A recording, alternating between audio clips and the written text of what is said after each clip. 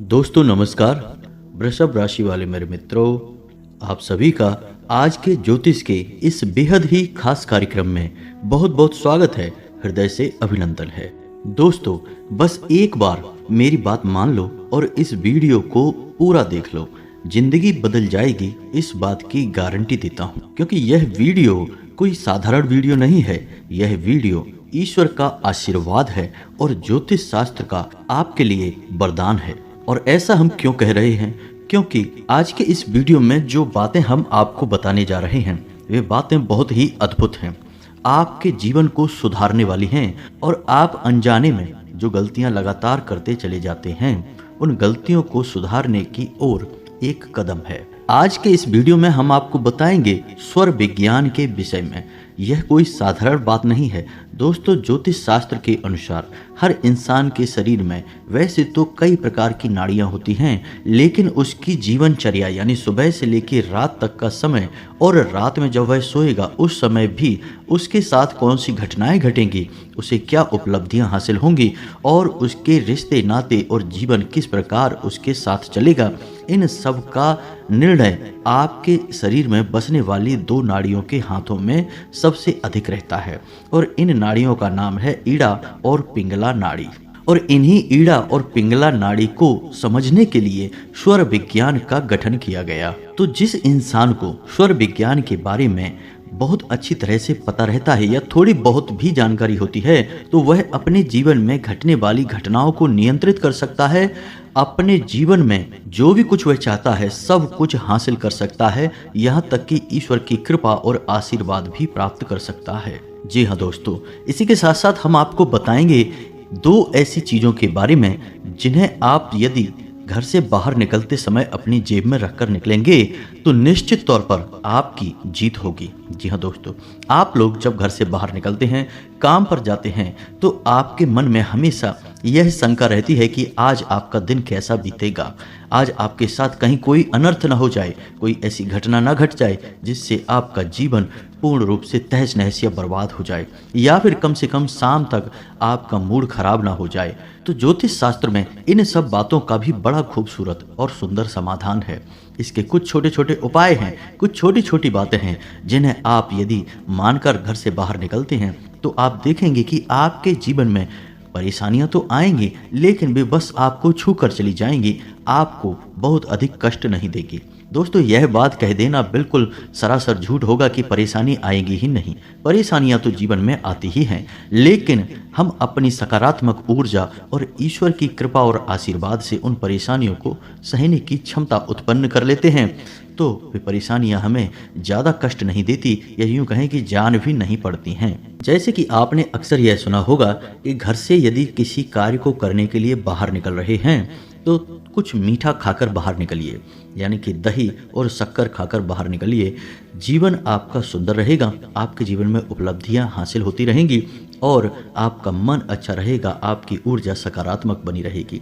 यानी इस छोटे से उपाय को करने मात्र से ही कितना सरलता और कितना उत्तम जीवन का व्यवहार बन जाता है। तो इसी प्रकार कुछ और अन्य बातें हैं जिनके बारे में हम आपको बताएंगे, तो वीडियो को पूरा देखना है, ध्यान से देखना है। और आज के वीडियो में चुन चुन कर हम आपके लिए ऐसी खास महत्वपूर्ण जानकारियां लेकर आए हैं जिनको जानने के बाद और इन जानकारियों को अपने जीवन में शामिल करने के बाद निश्चित तौर पर आपका भाग्य बदल जाएगा, आपका जीवन बदल जाएगा, इस बात की हम गारंटी देते हैं। तो चलिए दोस्तों वीडियो की शुरुआत करते हैं, लेकिन इससे पहले आपसे एक निवेदन है कि कमेंट में पूरे भक्ति भाव के साथ जय मां भद्रकाली अवश्य लिखें। माता का सीधा प्रेम और आशीर्वाद आपको प्राप्त होगा, माता आपके ऊपर कृपा सदा बनाए रखेंगे। दोस्तों एक बात तो आप भी मानेंगे कि यह संसार यूं ही नहीं चल रहा, इस संसार को चलने के पीछे कई नियम हैं, कई संस्कार हैं जिन्हें हम विधि का विधान या ईश्वर के बनाए हुए नियम भी कह सकते हैं। तो इसका मतलब यह हुआ कि जिस इंसान को अपना जीवन सरल बनाना है, उपलब्धियों से भरपूर बनाना है, सुंदर बनाना है, तो सबसे पहले उस इंसान को विधि का विधान या ईश्वर के बनाए हुए नियमों को जानना बहुत आवश्यक है। दोस्तों यह तो बात संसार को चलाने वाले नियमों की हो गई। नियम तो सड़क पर चलने के भी होते हैं, अगर आप नियम तोड़कर सड़क पर चलेंगे तो आपके जीवन में दुख और कष्ट के सिवाय कुछ भी नहीं होगा, क्योंकि हादसे और दुर्घटनाएं आपके जीवन को नर्क बना देंगी। तो इसी प्रकार जीवन को जीने के भी कुछ नियम होते हैं, कुछ विधान होते हैं, उन्हें जानना आपके लिए बहुत आवश्यक है।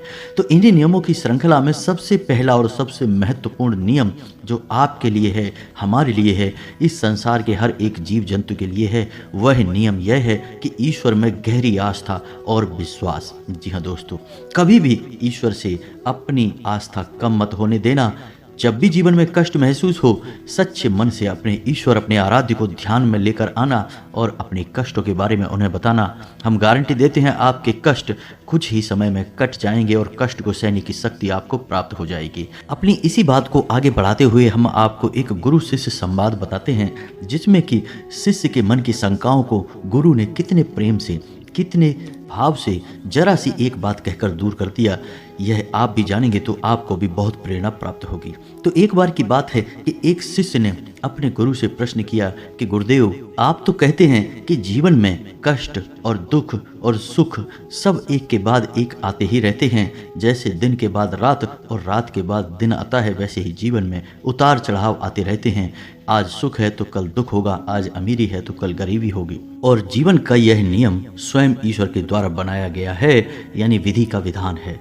तो जब जीवन में सुख और दुख एक के बाद एक आने ही हैं, तो फिर हम ईश्वर की भक्ति क्यों करें, भगवान को याद ही क्यों करें। और यदि भगवान को याद करने से हमारे दुख कट जाते हैं, हमारी पीड़ाएं, समस्याएं समाप्त हो जाती हैं, तो फिर विधि का यह कैसा विधान है जो वक्त वक्त पर बदलता रहता है। क्योंकि विधान तो कभी बदलता नहीं है, वह तो हमेशा हर परिस्थिति में एक जैसा रहता है।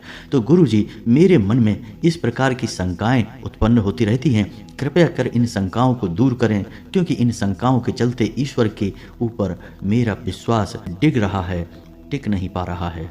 और दोस्तों, हम आपको बताएं कि यह न केवल इस शिष्य के मन में उठने वाली शंकाएं हैं, बल्कि जनसाधारण में अधिकतर लोगों को आपने इस प्रकार की बातें करते देखा होगा कि जीवन में उतार चढ़ाव बने ही रहते हैं, भगवान को याद करने से कुछ नहीं हो जाता, कष्ट नहीं कट जाते हैं। और जो भगवान के बड़े भक्त हैं वे कहते हैं कि भगवान को याद करो, भगवान की भक्ति में डूबे रहो, जीवन के सारे कष्ट कट जाएंगे। तो इस प्रकार की बातों को सुनकर आपके मन में भी विचलन तो उत्पन्न होता ही होगा, आपकी आस्था भी हिलती तो अवश्य होगी।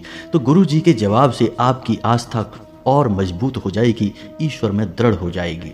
तो सुनिए गुरु जी ने क्या कहा। तो गुरु जी ने कहा कि मेरे शिष्य, यह शंका केवल तुम्हारे मन में उत्पन्न नहीं हो रही, हर उस इंसान के मन में उत्पन्न होती है जो ईश्वर को अच्छी तरह से नहीं जानता, जीवन को और ईश्वर के विधान को भी नहीं समझता। तो अब ध्यान से सुनो, एक उदाहरण से तुम्हारे मन की संपूर्ण शंकाएं दूर हो जाएंगी। मानकर चलो कि एक सड़क है और उस सड़क पर कई सारे गड्ढे हैं और सड़क पर चलना बहुत मुश्किल है, लेकिन बीच बीच में वह सड़क अच्छी भी हो जाती है और गड्ढे समाप्त भी हो जाते हैं। अब तुम उस सड़क पर बैलगाड़ी से सफर कर रहे हो, तो तुम्हारा सफर कितना कष्टदायक, कितना दुष्कर होगा, क्योंकि जब भी सड़क के गड्ढे आएंगे तुम्हारी बैलगाड़ी बहुत अधिक हिलेगी और तुम्हें कष्ट देगी। तुम्हारा सफर धीमा, कष्टदायक और निराशाजनक होगा। बल्कि ठीक इसी के स्थान पर एक और व्यक्ति उसी सड़क से गुजरता है, लेकिन वह बैलगाड़ी में नहीं है, उसके पास एक महंगी कार है और उस कार में वह उस सड़क से गुजर रहा है। तो अब सोच कर देखो कि सफ़र किसका आसान है। कार वाले व्यक्ति का सफ़र कितना आसान है, सुखमय है। हाँ, सड़क पर होने वाले गड्ढों की वजह से उसकी कार थोड़ी बहुत हिलेगी अवश्य, लेकिन उन गड्ढों का कष्ट उससे अधिक महसूस नहीं होगा। थोड़ी बहुत हलचल होगी, लेकिन उसका सफ़र बहुत ही सुविधाजनक, आरामदायक रहेगा। तो सड़क तो एक ही है, सड़क में होने वाले गड्ढे, उतार चढ़ाव सब एक जैसे हैं, लेकिन दो लोग सफ़र कर रहे हैं, एक का सफ़र नरकी है और दूसरे का सफ़र स्वर्ग के समान है। तो अब मानकर चलिए कि दूसरा व्यक्ति जिसका सफ़र स्वर्ग के समान है वह ईश्वर की भक्ति में लीन है, क्योंकि वह महंगी कार जो है वह ईश्वर की भक्ति के समान है। क्योंकि जब कोई इंसान ईश्वर की भक्ति में लीन होता है तो उसके जीवन में कष्ट तो अवश्य आते ही हैं, ऐसा नहीं है कि कष्ट आएंगे नहीं। ठीक उसी प्रकार कष्ट आएंगे जैसे किसी साधारण जो ईश्वर की भक्ति में लीन नहीं है उस इंसान के जीवन में कष्ट आएंगे, लेकिन वे कष्ट ईश्वर की भक्ति के कारण उसे महसूस नहीं होंगे। उसके जीवन में इतनी सकारात्मक ऊर्जा भर जाएगी कि उस इंसान के जीवन में किसी भी प्रकार के कष्ट उसे महसूस नहीं होंगे। कब उसका जीवन का सफ़र कट जाएगा, सारी बाधाएं निकल जाएंगी, उसे पता तक नहीं चलेगा। बस यही फ़र्क है ईश्वर की भक्ति करने वाले और ईश्वर की भक्ति ना करने वाले इंसान के जीवन में। तो उम्मीद है कि आपको भी समझ में आ गया होगा कि आपको जीवन कैसे जीना है। यदि आप ईश्वर का नाम लेंगे तो हम गारंटी देते हैं कि बड़े से बड़े कष्ट भी आपके जीवन को छू कर गुजर जाएंगे, आपका बाल भी बांका नहीं होगा। तो दोस्तों, उम्मीद है कि आपको सारी बातें अच्छी तरह से समझ में आ चुकी होंगी। अब आपको बताते हैं कि आपको स्वर विज्ञान का कैसे प्रयोग करना है। तो आप ध्यान से समझिए, हर इंसान का 24 घंटे में लगातार स्वर बदलता रहता है। स्वर यानी कि उसकी दोनों नाड़ियां ईड़ा और पिंगला में से किसी न किसी एक नाड़ी का प्रभाव उसके ऊपर, उसके जीवन पर बहुत अधिक रहता है। तो जब इंसान की नासिका से श्वास बाहर आती है, तो यदि दाहिनी नासिका से उसकी श्वास बाहर आ रही है तो उसे हम सूर्य स्वर कहते हैं या अग्नि स्वर कहते हैं। ठीक इसी प्रकार यदि बाईं नासिका से उसकी श्वास बाहर आ रही है तो उसे हम चंद्र स्वर कहते हैं या फिर जल स्वर कहते हैं। तो आप ध्यान से समझिए कि आपको करना क्या है। जब भी आप सोकर जागते हैं, तो जब आप अपने बिस्तर से पैर नीचे रखते हैं तो एक बार अपनी नासिका के पास अपना हाथ ले जाकर देखिए और आप महसूस करिए कि आपकी किस नासिका से आपकी श्वास बाहर आ रही है। यदि दाईं तरफ की नासिका से आपकी श्वास बाहर आ रही है तो आप बिस्तर से पैर जमीन पर दायां रखेंगे। ठीक इसी प्रकार जब आप घर से बाहर निकल रहे हैं तो आपकी जिस स्वर की श्वास चल रही है, यानी जिस नासिका से आपकी श्वास बाहर आ रही है, आप उसी कदम को यानी उसी पैर को घर से पहले बाहर निकालेंगे। ये दो चीज़ें आपको ध्यान से समझनी है। तो अब जब इंसान का स्वर सूर्य होता है तो उसके शरीर में अग्नि जल रही होती है। कहने का मतलब यह होता है कि वह जोश से भरा होता है, ऊर्जा से भरा होता है और उससे मेहनत के कार्य उस समय करने चाहिए। और जब इंसान का बायां स्वर चल रहा हो यानी चंद्र स्वर चल रहा हो, तब इंसान के मन को शांत रखना चाहिए, उसे ईश्वर का ध्यान करना चाहिए। तो अब जब आप किसी इंसान से बहस कर रहे हैं, बातें कर रहे हैं, चर्चा कर रहे हैं, तो आप एक बार अपने स्वर पर ध्यान दीजिए। यदि आपका चंद्र स्वर चल रहा है तो आप देखेंगे कि आपकी बात करने के तौर तरीके बदल जाएंगे। आप शांतिपूर्ण तरीके से हर एक बात को सुनेंगे, समझेंगे। ठीक इसी प्रकार यदि आपका दायां स्वर चल रहा है तो आप जरा सी बात पर भड़क जाएंगे, आपके मन में क्रोध उठेगा और आपकी बहस एक नकारात्मक रूप ले लेगी। हो सकता है कि झगड़े का भी रूप ले ले। तो यह तो था स्वर विज्ञान के विषय में थोड़ा सा ज्ञान।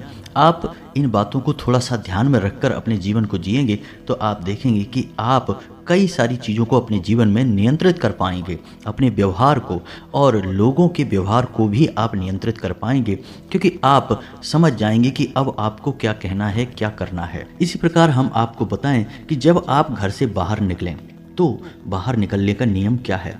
पहली चीज़ कि आप हमेशा जब घर से बाहर निकलें तो थोड़ा सा पानी पीकर अवश्य निकला करें। आप इसके चमत्कारी परिणाम देखेंगे कि आप 2 घूंट पानी पीकर घर से बाहर निकलेंगे, दिन भर आपका मन शांत रहेगा, आप सकारात्मक ऊर्जा से भरे रहेंगे। जी हाँ दोस्तों, यह आपके शरीर में जल तत्व को बढ़ाएगा और जल तत्व शांति का प्रतीक है, आकर्षण का प्रतीक है। दूसरा कि जब भी आप घर से बाहर निकलें तो कुछ शब्द आपको भूल कर भी नहीं बोलना है।